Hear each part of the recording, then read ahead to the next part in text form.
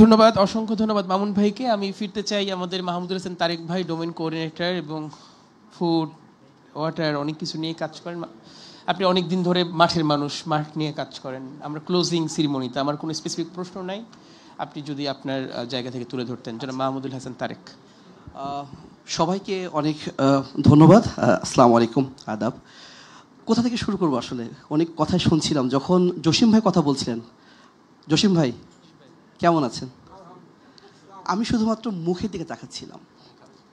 পান খাচ্ছেন, আনন্দ, দারুণ একটা অ্যাটমসফিয়ার উনি পেয়েছেন। তার গল্পগুলো চলে এসছে ঢাকাতে, ঢাকা থেকে হয়তো বা বাকুতে যাবে, যেখানে বিশ্ব জলবায়ু সম্মেলন হবে। আমি পড়ছিলাম যখন এই আকাশে মেঘ দেখব, যেটা আমরা সাইক্লোন ডানার প্রভাবে আকাশে মেঘ দেখছি, বাসায় ফোন করে বলছি বাসায় একটু খিচুড়ি পাকাও, একটু মাছ দিয়ে খাই। আমাদের যখন শহরে মানুষের এরকম জীবনযাত্রার গল্প, আকাশের মেঘ দেখে জসিম ভাইকে ভাবতে হচ্ছে 650 মানুষ কতক্ষণ টিকে থাকবে, কিভাবে টিকে থাকবে। একই বাংলাদেশ, একই রাষ্ট্র, একই অধিকার। জলবায়ু পরিবর্তন হলে এই রুমের প্রতিটা মানুষের উপর প্রভাব পড়বে, কারো উপর বেশি পড়বে, কারো উপর কম পড়বে। অ্যাসকট প্লেসে যখন ঢুকি, যিনি গার্ডম্যান তিনি খুব তাড়াতাড়ি দরজা খুলে দিচ্ছেন। তিনি বুঝতে পারছেন আমাদের একটা আর্জেন্সি আছে, নিশ্চয়ই দু একটা জায়গায় কথা বলবো। তাড়াতাড়ি একটু প্রসেস করছেন, সরিয়ে দিচ্ছেন, লিফটম্যান গেটটা খুলে দিচ্ছেন। এখানে প্রতিটা পার্সন এসে সাইন করে নিচ্ছেন, ভাই আপনার সেশন আছে।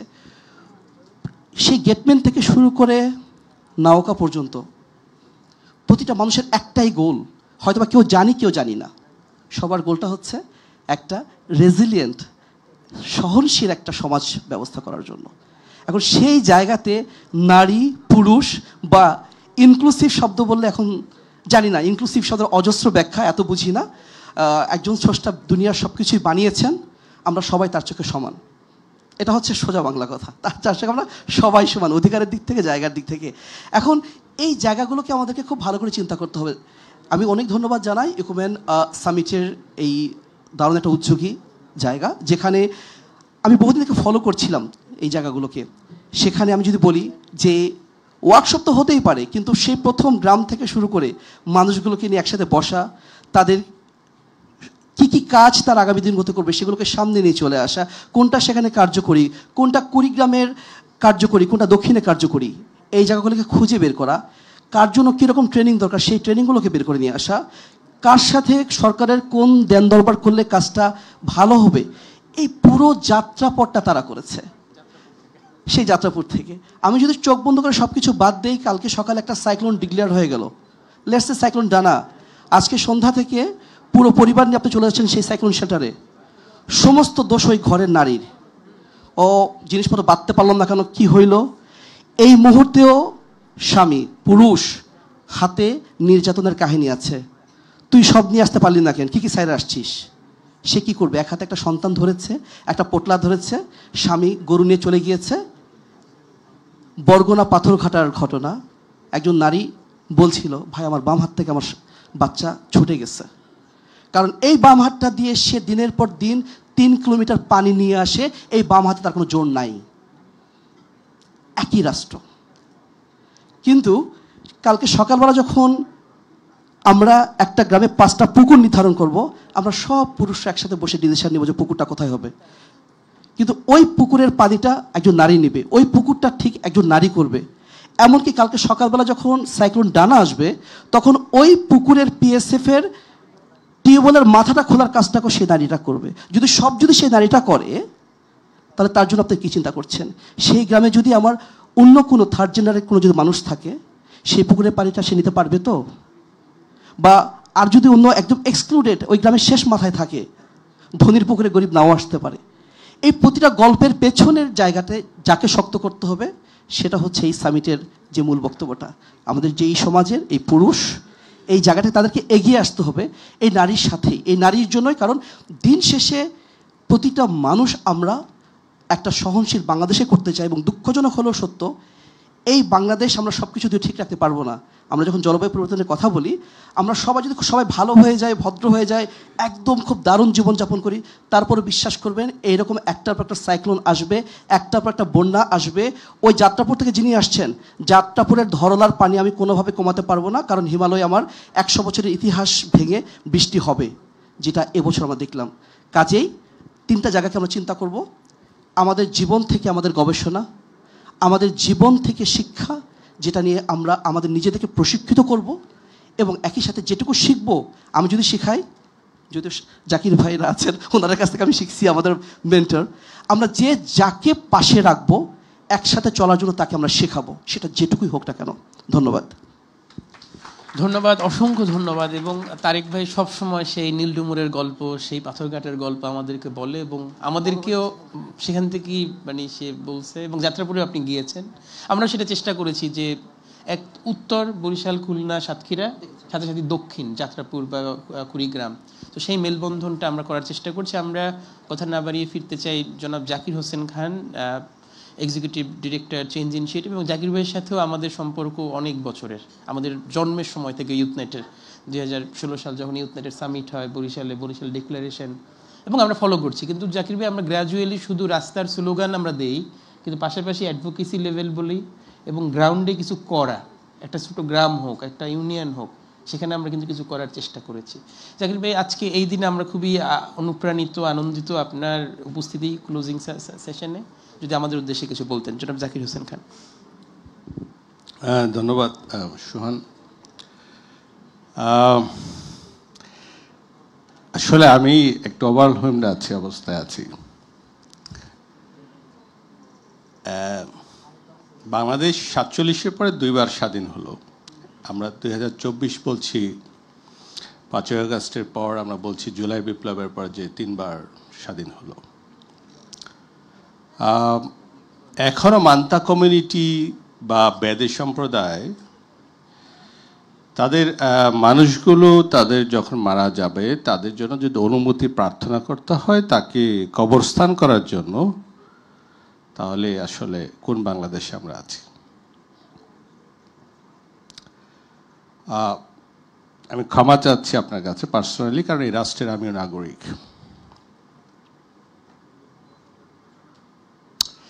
2007 সালে যখন সিডোর হলো তখন আমার মনে আছে আমি ঢাকা থেকে 10টা টিউবওয়েল এবং আরও কিছু ত্রাণ নিয়ে আমি একটানা 3 দিন আমি ওখানে ট্রাকের ভিতরে ছিলাম।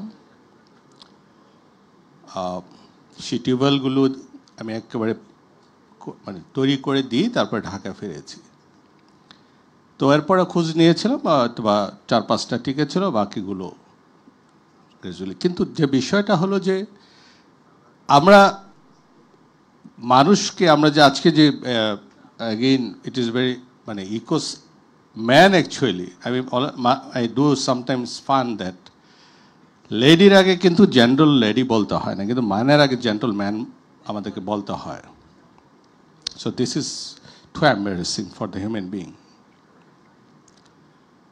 তো সেই জেন্টলের সাথে আরেকটা নতুন শব্দ যুক্ত করতে হলো ইকোম্যান। অ্যাজ হিউম্যান বিং, সে ডাজন্ট ম্যাটার সে man or female, male or female, তাকে ইকো শব্দটা কেন অ্যাড করতে হলো, দ্যাট ইজ ফান্ডামেন্টাল কোয়েশ্চেন্স। তাহলে এরকম আরও কত অ্যাডজেক্টিভ আমাদেরকে যুক্ত করতে হবে ওভার দ্য পিরিয়ডস, মানে যদি আমরা অরিজিনে ম্যান বা হিউম্যান বিংয়ে যদি ফিরতে না পারি। মানুষ অলওয়েজ আমরা ক্লেম করি আমরা মানে ইটস ভেরি মানে কি বলা যায় যুক্তিবাদী সৃষ্টির সবচেয়ে, বাট আমরা একই সাথে ভুলে যাই আমরা কিন্তু বিইং, একটা প্রাণী, অন্য প্রাণীর মতোই। সো একটা প্রাণী যে পরিমাণ, একটা মৌমাছি যে পরিমাণ সিস্টেমেটিক্যালি এবং যে পরিমাণ তার কন্ট্রিবিউশন টু দ্য প্ল্যানেট, পরাগায়ন যদি না হতো পৃথিবীতে কোনো খাদ্যশস্য উৎপাদন হতো না। তো সে যে পরিমাণ contributions compare to this be, how far human being actually contributing to the nature. অথচ এই পুরো পৃথিবীটা সাজিয়ে দেওয়া হয়েছিল হিউম্যান বিংকে সার্ভ করার জন্য। আমরা রিভার্স ওয়েতে যেটা আমাকে সাজিয়ে দেওয়া হয়েছে প্রাকৃতিকগতভাবে, সেটা ডেস্ট্রয় করে আমি আমাকে নিজের সভ্যতার নাম দিয়ে কোর্ট অ্যান্ড আনকোর্ট সিভিলাইজড হওয়ার চেষ্টা করছি। আর যে লোকটা বনের ভিতরে বা নদীর ভিতরে থেকে সে নদীকে সুরক্ষা দিচ্ছে, বনকে সুরক্ষা দিচ্ছে, তাকে আমরা কোর্ট অ্যান্ড আনকোর্ট আনসিভিলাইজড বলে আমরা কাউন্ট করি। This is the irony of the planet, এবং that's why the climate change. যে লোকটা অ্যামাজন ফরেস্টে থাকে সে কিন্তু ক্লাইমেট চেঞ্জ করে নাই। যে চিটাং হিলটেকটে আমাদের যে ক্ষুদ্র নৃগোষ্ঠী বা আমাদের আদিবাসী আছে সে কিন্তু ক্লাইমেট চেঞ্জ করে নাই। তো so this is fundamentally we have to go for the soul searching. আমি আসলে কাউকে শেখানোর মতো এত দুঃসাহস আমার নেই। I always tell that I'm really sorry about that. I don't want to give the people learning. It is because আমরা প্রকৃতির 1% নলেজ আমাদের নাই।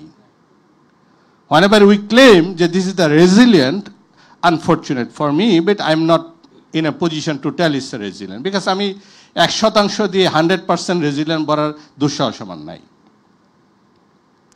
উইদাউট প্রাকৃতিকভাবে নলেজ যেটা আছে সেটাকে ফলো করা ছাড়া এবং তার সিস্টেমের ভিতরে থাকার বাইরে আমরা যা কিছুই পৃথিবীতে বলছি, যে নলেজের কথাই বলছি, সবই ডিফেক্টিভ।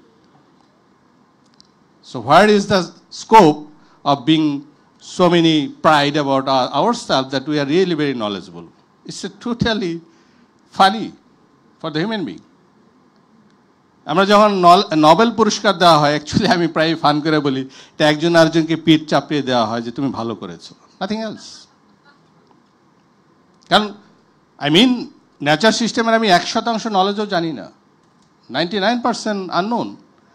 প্রবলেমটা হলো এর ভিতরে আবার আছে আমরা কি জানি না সেটাও জানি না। So that is another problem climate চেঞ্জের ক্ষেত্রে বা নেচারের ক্ষেত্রে। প্রবলেমটা হলো আমি যখন বলছি যে পদ্মা সেতু আমাকে খুবই ইকোনমিক্যালি আগাবে, কিন্তু আমি পদ্মার যেখান থেকে শুরু হলো এবং সেখানে এন্ড হচ্ছে whole ecosystem of the river, of the Padma রিভারের কত শতাংশ আমি জেনে, কত বছরের নলেজ জেনে আমি বলছি যে পদ্মা সেতু আমাকে ক্ষতি করবে না বা যমুনা সেতু ক্ষতি করবে না। And that is also problematic. যখন আমার সন্তানরা মারা যাচ্ছে গুলিতে, আমি প্রকৃতিবাদী বলতেছি, আমি পরিবেশবাদী বলতেছি, আমি কিপিং সাইলেন্স, ইভেন আমি প্রটেস্ট করতে পারছি না। Very unfortunate. প্রকৃতি সবসময় সরলতা, শুদ্ধতা এবং কি বলা যায় হাম্বলনেস পছন্দ করে। আমরা যদি তার বিপরীতে চলি, মানুষকে আমি হয়তো মানুষের সাথে এক ধরনের ডিসিভ করতে পারবো, at the end of the day জীবনের শেষ সময় আমাকে অবশ্যই অপমান অপদস্থ হয়ে পৃথিবীতে বিদায় নিতে হবে। সো তরুণরা যারা আছে এখানে আমি রিকোয়েস্ট করব, আমরা we have to do injustice to ourselves. আমাদের যতখানি সৎ হওয়ার কথা ছিল, যতখানি মানবিক হওয়ার কথা ছিল, যত হাম্বল হওয়ার কথা ছিল, 1%ও না আমরা। আমার সেটা বলতে দ্বিধা নেই। আমার ভিতরে অহংবোধ আছে, আমার ভিতরে অনেক কিছু বাজে আছে। I am sorry for that again, but you have an opportunity to overcome that. আমরা আপনাদের জন্য কোনো ভালো পৃথিবী রেখে যেতে পারি নাই। আমি এখন পর্যন্ত আমার প্রয়োজনের জন্য আমার একটা ফ্ল্যাট কেনা, সেটাও আমি কিনতে পারি না, কেনার ইচ্ছা আমার নাই, কারণ আমি সেটা করতে পারি না। কারণ হলো যেখানে বাংলাদেশের আমার একটা পার্সোনাল হয়তো ভেহিকেলও দরকার, সেটাও আমি কেনার মতো, বা যেহেতু ফসিল ফুয়েলে কিনতে হবে, আমি পারতেছি না। বাট দিস ইজ হাউ আমি বলছি না যে আমি খুব বেশি কিছু করতে পারি, বাট আমার মনে হয় আরও বেশি কিছু আমাদের করার আছে এই পৃথিবীটার জন্য। আমি বাংলাদেশের মনে সর্বশেষ I am sorry for the I am taking much more time. আমি এটা বলেই শেষ করছি, বাংলাদেশ কিন্তু দেশের ভেতরে নদী না, নদীর ভেতরে বাংলাদেশ। এখানে কিন্তু দেশের ভিতরে বন না, সুন্দরবনের ভিতরে বাংলাদেশ। সুতরাং আমরা যদি এইটা যতক্ষণ পর্যন্ত আমাদের নিজস্ব নলেজে না নেব যে এখানে চাইলেই আমরা কিছু করতে পারি, যা কিছু উন্নয়নের নামে আমি ইনফ্রাস্ট্রাকচার করতে পারি না, তখনই কিন্তু আমাদের এই বাংলাদেশ টিকবে, প্রকৃতি টিকবে, নদী টিকবে, মানুষগুলোর প্রতি আমাদের মমত্ববোধ জাগবে। আমাদের মমত্ববোধ জাগানোটা বেশি important. Thank you very much. ধন্যবাদ, অসংখ্য ধন্যবাদ জাকির ভাই, এবং কিছু চরম সত্য কথা বলার জন্য। এবং জাকির ভাই, আমরা বহু বছর ধরে এই মান্তা সম্প্রদায়ের একটু কবরস্থ করার জমি, এবং খাটিয়েও ছিল না, আমরা পরে খাটিয়ে কিনে দিয়েছি যাতে করে মরলে, এবং এমন ঘটনা তারা শিশুদের কোমরে দড়ি বেঁধে মা ঘুমায়, সো ওই ঘুমানো অবস্থায় শিশু পানিতে পড়ে মারা যায়, এমন অবস্থা। সো হ্যাঁ, দেখাইছে উনি। সো মানে এমন ঘটনাও কিন্তু বাংলাদেশে আছে, এবং এরা যেহেতু মাছ ধরে, এরা বেদে সাপ না, জলবায়ু পরিবর্তনের পানি লবণ হয়ে যাচ্ছে, এদের মাছ পাচ্ছে না, মাছ বেচতে পারতেছে না। সো এদের চ্যালেঞ্জগুলো তৈরি হচ্ছে। তারা ভোট এক এলাকায় থাকে আর এক এলাকায় কোনো সার্ভিস পাচ্ছে না। সো যেহেতু আপনি পলিসি মেকিংয়ে কাজ করেন, এনাদের পক্ষে একটু অ্যাডভোকেসি করা, যাতে করে এরা মৃত্যু জায়গাটা পায়। আমরা অনেক ডিসির সাথে অ্যাডভোকেসি করেছি, ডিসি রাজি হয়, জমি জটিলতা ডিসি চলে যায়, আর কন্টিনিউ করতে পারি না। সো ওনারা খুব খুশি হবে যদি ওনাদের একটু জমির ব্যবস্থা করতে পারেন। ওনারা কিন্তু জাস্ট ট্রানজিশন ক্যাম্পেইনেরও অংশীদার, আমাদের সাথে কাজ করেছে, আপনি তো দেখেছেন। ওনারা নৌকার উপরে সোলার প্যানেল ব্যবহার করে, কিন্তু সব নৌকা এখন সোলার নাই। ওনারা দাবি জানিয়েছে যদি আপনারা যারা এনার্জি নিয়ে কাজ করেন, তারেক ভাইও করে, ওনাদের নৌকায় যদি কিছু ফ্রি সোলার দিতে পারেন, ওনারা খুব খুশি হবে। জি, একটু কথা বলে দেখবেন। অসংখ্য ধন্যবাদ, আমরা খুব খুশি হব। আমরা ফিরতে চাই, আমাদের এই বিষয়ে সবচেয়েতে বেশি অভিজ্ঞতা আছে শিপা আপার, কারণ উনি যখন ব্র্যাকে ছিলেন, ব্র্যাকের জেন্ডার জাস্টিস অ্যান্ড ডাইভার্সিটি প্রোগ্রামের ডিরেক্টর হিসেবে, উনি তখন engaging men and boys network EMB 2012 সালে চালু করেছেন। উনি গার্লস নট ব্রাইড নেটওয়ার্ক, বাল্যবিয়ে বন্ধের, সেটা চালু করেছেন। সো মাস্কুলিটি নিয়ে অনেক গল্প আছে আপা, আমাদের হাতে সময় অনেক বেশি নেই, আমরা দুঃখিত। বাট আজকে এই যে দেশে একটা ইকোমেন সামিট হচ্ছে পরিবেশ এবং নারীর এবং বিভিন্ন ডাইভার্সিটি ইস্যুতে, আপনি যদি আপনার মূল্যবান বক্তব্য যদি আমাদেরকে বলতেন। জনাব শিপা হাফিজা, মানব অধিকার কর্মী। সবাইকে শুভেচ্ছা। খুব ভালো লাগছিল সবার কথা শুনতে এতক্ষণ ধরে, আগের দুটো প্যানেলে যারা ছিলেন প্রত্যেকেরই, এবং আজকে যারা বিশেষভাবে কি বল পুরস্কার প্রাপ্ত হলেন, সম্মানিত হলেন, তাদের জন্য আমরা সত্যিই গর্বিত। এমন মানুষ আছে বলেই তো বাংলাদেশ আছে। ঘরে ঘাটে, বনে বাদারে, গ্রামে গঞ্জে এই মানুষটাই কিন্তু এই দেশটাকে এখনও টিকিয়ে রেখেছে একটা ভালো মানুষের দেশ হিসেবে, একটা মানবিক মানবতাবোধের দেশ হিসেবে। আমরা তাদের জন্যই কিন্তু এই আজকে এখানে এসে বসে কথা বলারও সুযোগ পাচ্ছি। আমি ঢোকার সময় দেখলাম এখানে একটা গল্প আছে, শাহিনের গল্প। তো সে ইকোম্যান কাজ করে, সে এখন তরুণদের জন্য কাজ করছে। দেখে বলে, ও শাহিন এখানে আছে, ওয়ান্ডারফুল। তা আমি আমার পাশে একজনকে জিজ্ঞেস করলাম, সে ইকোম্যানে বললো আছে। বললাম যে তরুণ বলতে কাদের বোঝান? বলে ইয়ুথ, স্কুলে পড়ে। তা আমি বললাম ছেলে মেয়ে কাদের বোঝান? বলে ছেলে। তা আমি ভাবলাম ও নতুন, ও খুবই নতুন। তো আমার যে প্রশ্নটা তখন মনে আসলো, পুরুষরা পুরুষের জন্য কাজ করবে, শুধু পুরুষের কথা বলতে? তাইলে তো ম্যান হওয়ার আলাদা বৈশিষ্ট্য কি হলো? আমরা আজকে অনেকগুলো, আমি জাস্ট কথা শুনছিলাম, আমার মনে হচ্ছিল ম্যান এনগেজমেন্টকে এনহ্যান্স করতে, অ্যাডভান্স করতে আমরা এরকম ম্যানকে এরকম কাজ নিচ্ছি। ম্যান এনগেজমেন্ট, হ্যাঁ, আমরা অনেক আগে একবার শুরু করেছিলাম যখন, তখন আমার প্রশ্নটাই ছিল ম্যান এনগেজমেন্ট মানে কি? বাংলাদেশি কনটেক্সটে আমাদের বিয়ের সময় এনগেজমেন্ট হয়, পানচিনি বলি না বাংলায়। তো এই এনগেজমেন্ট হয়ে পুরুষরা তো পায় নারীকে কাজকর্ম করে দেওয়ার জন্য, ঘর ঝাড়া মোছা করার জন্য, সন্তান জন্ম দিয়ে পালন পোষণ করার জন্য, আর মাঝে মাঝে কিল ঘুষি দেওয়ার জন্য যদি একটা কিছু দরকার হয়, বউটা তো আছেই। তো সেই এনগেজমেন্ট এই এনগেজমেন্ট নিশ্চয় হচ্ছে না। তাহলে এনগেজমেন্টের কাজটা কি? তারা, আমি এই জন্য আমার মনে হয় এটা মোর অফ মেনস রেসপন্সিবিলিটিস তাকে আমরা বেশি এখানে উল্লেখ করতে চাই, ফোকাস করতে চাই, যে রেসপন্সিবিলিটিস মাধ্যমে তারা নারী এবং অন্যান্য জেন্ডার এবং যারাই পিছিয়ে আছেন, তার মানে ইনক্লুশনের সেক্টরে, সেটা age, ethnicity, all the ডাইভার্সিটিস areas, এদেরকে সহযোগিতা সেইভাবে করবেন যাতে ডিগনিটিটা বাড়ে তাদের। তবে এটাও সত্যি কথা যে সহযোগিতা শুধু করলে হবে না, নিজেকে সহযোগিতা করছেন মনে করেই করতে হবে। আমাদের সারা জীবনের জেন্ডার নিয়ে, জেন্ডার ইকুয়ালিটি নিয়ে কাজ যখন করেছি, আসলে এর ফলে পুরুষ এবং নারী উভয়ই উপকৃত হন। একটা গ্রামের বাড়িতে গেলেও দেখবেন, এত কিছু বলার সময় নাই, আমি জাস্ট বলছি যে একটা যদি অফিসে যদি আপনার ট্রান্সপোর্টের ব্যবস্থা হয়, কি চাইল্ড কেয়ার সেন্টার হয়, নারীর জন্য তার একা হবে না এগুলো, তাই না? সো সেইভাবে চিন্তা করা যে কি কি ক্ষেত্রে পুরুষদের হাতে যেহেতু অনেক ক্ষমতার এগুলো তাদের হাতে, চলাফেরার বেশি স্বাধীনতা, কথা বলার বেশি সুযোগ, সেইগুলোকে কি করে তারা নারী এবং অন্যান্য জেন্ডার এবং আদার সেক্টর যারা আন্ডার প্রিভিলেজড, তাদেরকে সামনে এগিয়ে নেওয়ার পথটা মানে পথটা খোলার জন্য হাত বাড়াবেন। একটা শব্দ আমি একটু আগে শুনছিলাম যে প্যাসিভ অ্যান্ড অ্যাক্টিভ, নারীরা প্যাসিভ, এইসব কথাগুলো আসলে খুব বেশি ইম্পর্টেন্ট কথা না। অ্যাক্টিভ সবাই, নারী যেভাবে কাজ করে, মানে কাজের যদি সংজ্ঞায়িত করতে হয় দেখা যাবে নারীরা হয়তো অনেক বেশি অ্যাক্টিভ দেন মেনি পুরুষ।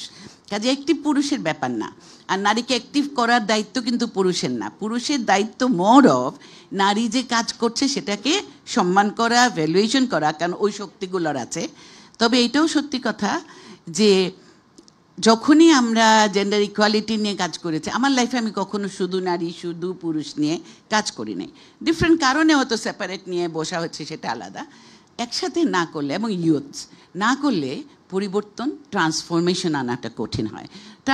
ট্রান্সফরমেশন নিয়ে এত সমস্যা আমি আজকে একটু বেশি বুঝলাম, আমি এরকম বুঝিনি। Gender transformation is a very different thing. আর বিশেষ করে আমরা ট্রান্সজেন্ডার নিয়ে সমস্যায় পড়েছিলাম এই জুলাই অগাস্টের আগের সময়ে। তখন ইভেন যে পলিসি তৈরি করছিল সমাজ কল্যাণ মন্ত্রণালয়, সেখানেও বাধা পড়ে গেছিল বলে আমাদেরকে, আমরা কথাবার্তা বলছিলাম যে কি শব্দ ব্যবহার করা যায়। এখন নিশ্চয়ই সেই সমস্যা সেই ক্ষেত্রে না, কিন্তু যারাই বাধাটা দিয়েছিল আমি এখন চিন্তা করছিলাম they must be excellently influential people. গ্রামেগঞ্জেও তারা চলে গেছে এটা নিয়ে। Gender transformation is very different thing.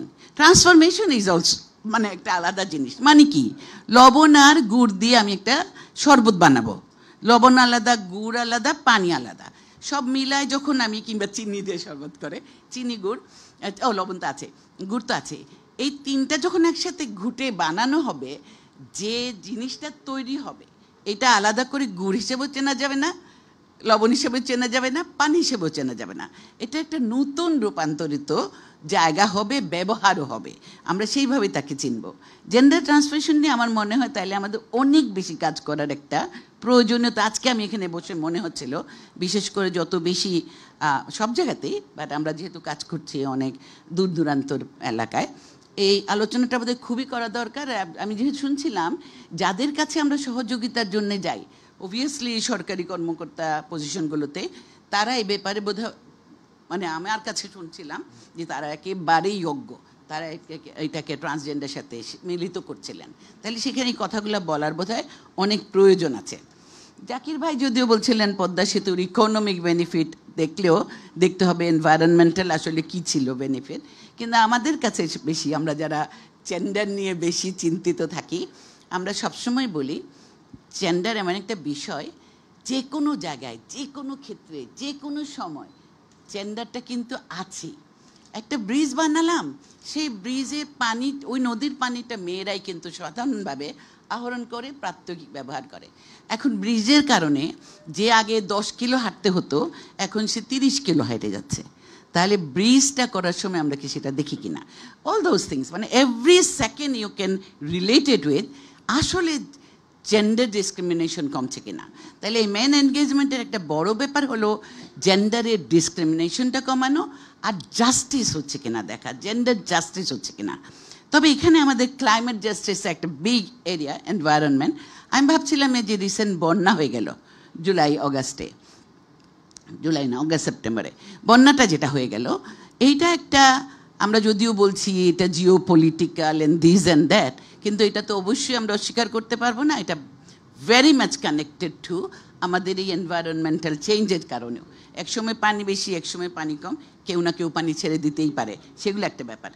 কিন্তু এই সময়ে ইউথ নেট কিংবা যারা কি এনভায়রনমেন্ট ডেভেলপমেন্ট যারা আপনার আছেন, আপনারা কি কোনো কুইক অ্যান্ড ডার্টি সার্ভে করেছেন কিনা, যে আসলে এখানে আপনার যে পুরুষরা এনগেজ হচ্ছেন তাদের রেসপন্সিবিলিটি কী ছিল, তারা কত দূর এগিয়ে গেছেন, তারা কতটুকুন ট্রান্সফর্ম হয়েছেন, মানে নতুন দায়িত্ব নিতে পেরেছেন কিনা। আমার এগুলো করাটা খুব জরুরি। এটা করলেই বুঝতে পারবো আসলে আমরা এগোচ্ছি কিনা। কারণ তখন যেভাবে দুর্দশাগ্রস্ত হয়েছে মানুষ, আর সেখানে আবার কোনো ক্লাস স্ট্রাগল ছিল না, ধনী অধনী সবাই ভীষণভাবে দুর্দশাগ্রস্ত হয়েছিলেন, এবং খুব স্বভাবতভাবে নারীরা, আমাদের ডিসেবল পারসনসরা এবং যারা এথনিক মাইনরিটিস, বেশি কোস্টাল জোনের কাছাকাছি, এদের সবসময় সমস্যাগুলো অনেক বেশি হয়ে যায়। তো সেই জায়গায় আমরা কাজ করছি কিনা। প্রকৃতি মা, আমার ভালো হয়েছে এটা আলাপ হয়ে গেছে। আর আরেকটা বিষয়, শুধু স্কুলের কথা, স্কুল নিজের তো আমরা সব কিছু করতে পারবো না, কিন্তু আমরা কি সেরকম অ্যালায়েন্সের সাথে কাজ করি যারা গভর্নমেন্ট না হয়ে অনেক স্কুল নিয়ে কাজ করেন, তাহলে ওদের সাথে একটা কানেকশন করা। আর অ্যাডভোকেসি তো করতেই হবে যাতে সরকার দায় দায়িত্বগুলো নেন। খুব ভালো লাগলো, এত অল্প সময় এসে আমি ঠিক বুঝতেই পারছিলাম না যে আমি কী করতে আসছি, আসলে আমি একটু ভুলেও গেছিলাম। কালকে লাস্ট আওয়ারে কথা হয়েছিল সোহানারের সাথে, ক্যালেন্ডারেও বুক করা নাই, একদমই ভুলে গেছিলাম।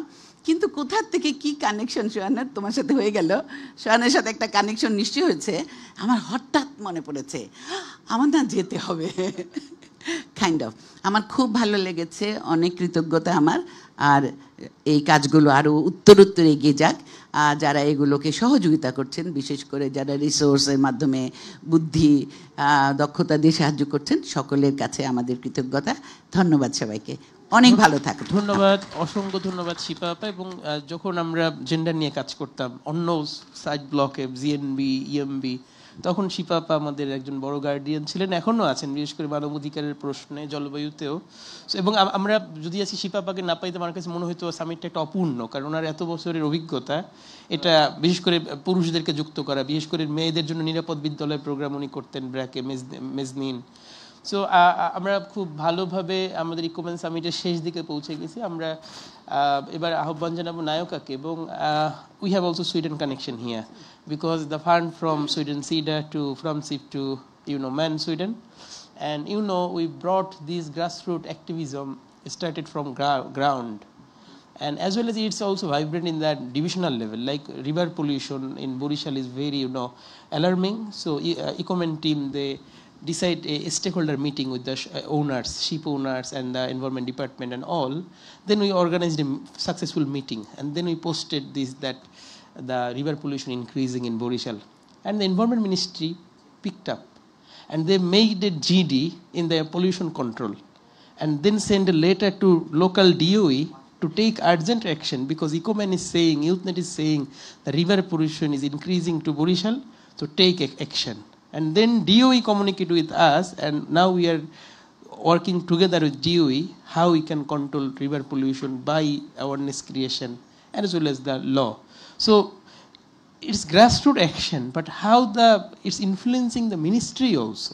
And today we are also thinking this forum for how our gender action plan for climate can also address that men and masculinity issues for the national level.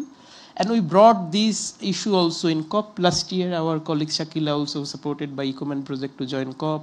We brought this best practices in SIDA, and Nayoka, you were there in SIDA that time in Sweden. We brought this idea, these best practices in recent meeting in European Union, parliamentarian.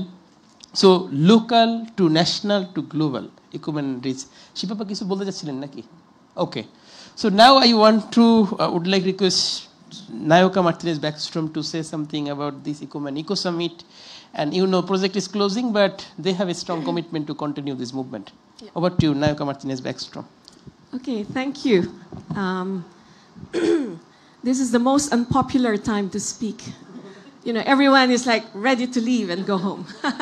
And also it's a disadvantage not to be able to follow the discussions, because you never know, like I don't know if what I'm going to say is even original or relevant to this gathering. But Sohan is correct. I have been following this initiative for quite some time. And I was with him when we presented this to SIDA, the Swedish International Development Cooperation Agency in Stockholm. And there was a lot of interest on the experiences and the results that this fantastic transformative project has been producing. And I see a lot of this encouragement and hopefulness in many of you who are here. Now, what I wanted to say is that one of the reasons why this kind of initiative is important is because it continues to be a struggle, not just in Bangladesh, but even in a developed country like Sweden, we continue to have to deal with gender discrimination. Yeah? right? But the discrimination comes in different forms, and and the impact is also different, and the ability to overcome the limitations of this discriminatory attitudes and regulations and behavior is different, right? So I can give an example, because when I became a mother, I was so happy to be Swedish and a mother. I got 360 days of paid parental leave. But apparently, that 360 days is supposed to be shared with the husband. And what I also found out is that, in general, it's the woman who takes the bulk of that. The men, on average, would take maybe like 4 weeks or 6 weeks out of that. So it means that already, even in this very, socially supported system, the gender, how do you say, the gender, it's still quite pronounced. Yeah? So what did the government do? They gave an incentive to fathers who took 3 months or more of that 360 days. So the fathers who actually utilized 3 months or more of the 360 days, they got a little extra. You have to do that. You have to incentivize, right? There was a very popular discussion not very long ago, because even in the area of sports, right? You win a gold medal in a World Cup or something, whether it's a woman's team or it's a man's team, it's the same honor, right? The women have to go through the same discipline training, etc. They give up so many opportunities. The same as the men to be able to get to World Cup. But what is the compensation for the women? 1/5 of the average of what the man gets, right? So, it's a developed country problem too, right? So we have to continuously learn and be so conscious about this. And you're right, the transformative part is so difficult to work with and to overcome. So that's why this kind of project should not end here. And I'm not just saying it's not a funding thing. Yeah. It's not like an issue of a project. Because now you who have been part of this project, you are now equipped to know better. Yeah, be conscious about where this gender discriminatory thinking and processes are actually happening. Many of you, after school, you will go enter the workplace, or you will run your own businesses. And even there, be aware of where, what you're used to the traditional mindset about making women less than a man, will come out, and you have to be able to address that, right? Even in Sweden, they had to pass a law in order to ensure that in the boards of, public companies, that there will be at least 30% representation of women. They had to have a law for that. What the hell, women go to Harvard and all that. Why can't they, be invited to sit in the board of multinationals? Seriously. But they say, women have other things, they have to be mothers and stuff like that, as if it were a punishment of sorts. So what I wanted to say as a sort of like encouragement to you all is that this is maybe like a beginning of an important movement. Many of you could probably form like support groups, because as you enter new roles, you'll probably have questions yourself on whether you are actually being discriminatory towards your female counterparts or not. So there is, this organization, MEN, it's actually a Swedish group for men who want to be supported so that they do not continue with this gender discrimination behavior. So these are the people, the men who go to MEN, that organization, they want to be better fathers. They want to be able to raise their sons to be non-discriminatory. They want to be able to raise their daughters to be, individuals that can push their rights as individuals and not just woman versus men kind of thing. So there are so many possibilities from this initiative. Continue with the documentation, because it's a documentation. I mean, you presented it in many fora. It's a documentation that will communicate also about what you have experienced and the results that you have achieved. And continue to be like these agents of this transformative thinking, because it will become so important as part of, climate adaptation, environmental stewardship, etc. So wonderful that this project brings these two things together, environment and gender equality. And I hope you all continue and spread the word. Thank you. Thank you, Nayuka, and you gave some insightful word for us and guidance to us. And Nayuka যেটা বলছিলেন যে আমাদের যাত্রা শুরু হলো, যাত্রা শেষ হয়ে যায়নি। সো আমরা আগের চাইতে আরো বেশি সংগঠিত, এবং যে শিখন আমাদের হইলো সেটাকে আমরা এখন আরো ছড়িয়ে দেওয়ার পালা। আমরা 4টা জেলায় কাজ করছি, এখন কে 4টা জেলার মধ্যে আছে? এখন 4টা জেলার মধ্যে না, এখন সারা দেশের মধ্যে কিন্তু ছড়িয়ে যাচ্ছে। তো সেখান থেকে তাদের যে সহায়তা, কারিগরি সহায়তা বলেন, যে ধরনের সহায়তা বলেন সেগুলো, এবং জেন্ডার ইনইকুয়ালিটি এটা সারা বিশ্বেরই একটা সমস্যা, সুইডেনেও সমস্যা রয়েছে। এবং তাদের দেশের তো পিতারা তো কিছু ছুটি পায়, আমাদের তো পিতারা সেটুকুও পায় না। ফাদার্স দ্য ভ্যাকেশন আর parental leave for father is কয়দিন একটু বলবেন? ওকে, দিচ্ছি। সো আমরা একেবারে শেষ দিকে, অপু ভাই আমরা একটা গ্রুপ ফটোর জন্য কীভাবে প্রস্তুতি নিতে পারি সেই চিন্তা করেন। একটু শিপা আপা যদি শেষ করতে পারেন। জি, দুইটা কথা বলার জন্য, এই যে নায়কও বললেন যে আসলে জেন্ডার ডিসক্রিমিনেশন তো ওনার দেশেও আছে, ভেরি ট্রু, ডেভেলপ কান্ট্রিজে নাই, একদমই তা না।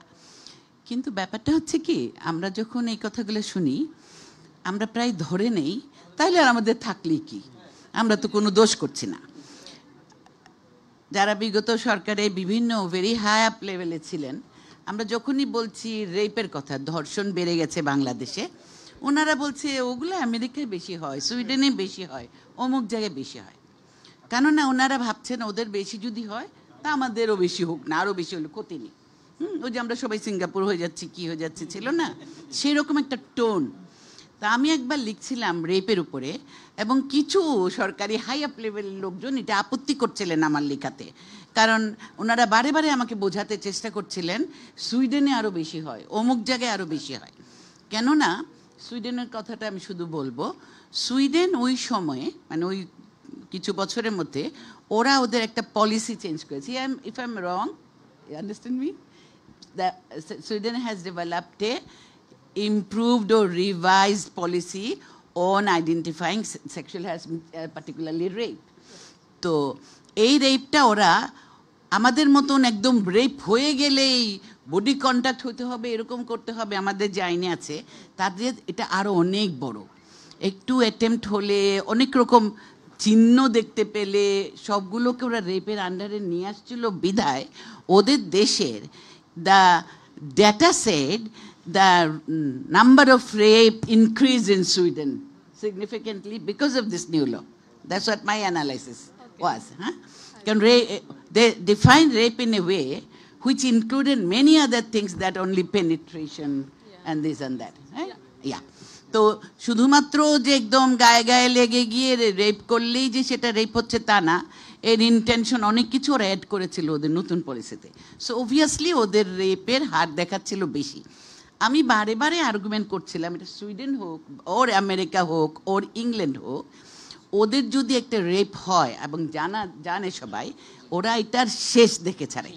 হ্যাঁ, একটা বাচ্চা একটা মেয়ে হারিয়ে গেছে, আপনি ইংল্যান্ডে বসে এভরিডে কিছু টিভি চ্যানেল শুধু ওই নিউজটাই দেয় না মেয়ের কি সমস্যা ছিল কিনা চরিত্রে, না বাবা মা কিছু ছিল, সারাক্ষণ দিতে থাকে কিভাবে মানুষ হেল্প করছে, কি করলে হেল্প করা যায়, কোন জঙ্গলে গিয়ে কি পেয়েছে। মানে কি ওইটার বিচার হওয়া পর্যন্ত কিন্তু ওরা ওটাতে, আমি যতটুকুন দেখেছি, আমি খুব বেশি দেখি নাই, ওইটাতে একদম নিবিষ্ট থাকে। কিন্তু আমাদের কি, আমাদের যত কিছু হোক আমরা মনে করে গেলে সব দেশে হয়, আমাদের দেশে হলো, তফাৎটা এটাই। কিন্তু খুব ভালো করে আপনাদের বুঝতে হবে, সো দ্যাট আমরা ওই কম্পেয়ারে যাব না। ওদের হয়তো আমাদের হলে কি, ওরা মানে কুকুর কামড় দিয়েছে, আমি কি কুকুরকে কামড় দেব, ওই নোশনটা থাকতে হবে।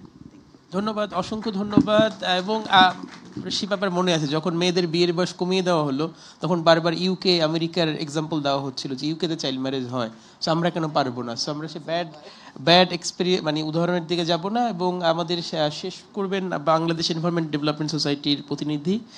ছোট্ট একটা জোকস দিয়ে আমরা শেষ দিকে আগাচ্ছি, সেটা হচ্ছে for a just transition forum hosted by Bangladesh government and BIDA with UNDP. So Chief Secretary, Mukhya Sachiv is the chief guest and the Swedish ambassador also there. So Chief Secretary is saying Sweden is a small country. Sweden has less population, that's why they can ensure human rights. So we have lot of population, then that's why we can't ensure human rights. So that's the excuse from him. So আমি শামসুর রহমান শুভ ভাইকে আহ্বান জানাচ্ছি আজকের ইকোম্যান সামিটের ধন্যবাদ বক্তব্য দেওয়ার জন্য। উনি programme manager Bangladesh environment development society, যারা ইকোম্যান প্রজেক্টটি মূলত আমাদের সাথে লিড করেছেন। শামসুর রহমান শুভ ভাই। থ্যাংক ইউ সোহান ভাই। আসলে আমরা আজকে সারাদিন অনেক কিছু এখানে শিখলাম। আমি স্বাগত বক্তব্য দেওয়ার সময় বলেছিলাম যে শেষে আমরা কিন্তু অনেক কিছু নিয়ে যাব, আজকে আমাদের বেশ কিছু অভিজ্ঞতা হবে। আশা করি আমার কথার সাথে মিল আছে। এখানে অনেক অভিজ্ঞ মানুষ ছিলেন, আমি মুগ্ধ হয়ে কিন্তু তাদের কথা শুনছিলাম যে তাদের যেই এক্সপিরিয়েন্সগুলো আপনাদের সাথে আজকে শেয়ার হলো।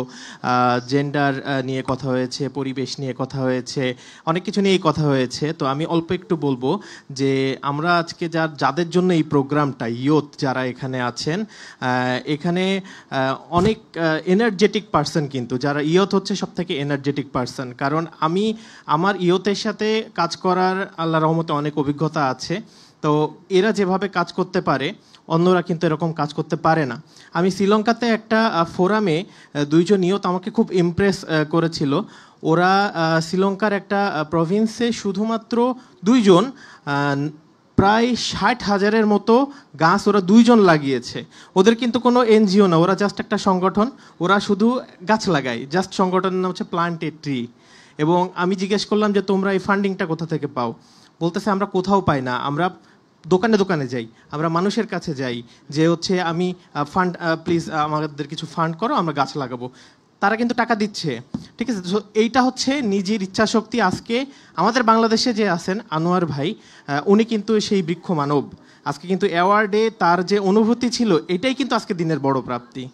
আজকে যে আমরা অ্যাওয়ার্ড দিলাম, তার যে চোখের পানি, এটা কিন্তু দুঃখের না, এটা আনন্দের। এটা কিন্তু আমার কাছে, আমি কিন্তু খুব আবেগপ্রবণ হয়ে গিয়েছিলাম। তো এটাই আমার কথা যে যুবকরা চাইলে অনেক কিছু পারে। আমরা ইকোম্যান প্রজেক্ট শেষ হবে, কিন্তু থেমে থাকা যাবে না। তার জন্য আমরা কিন্তু একটা প্রসেস করেছি অলরেডি।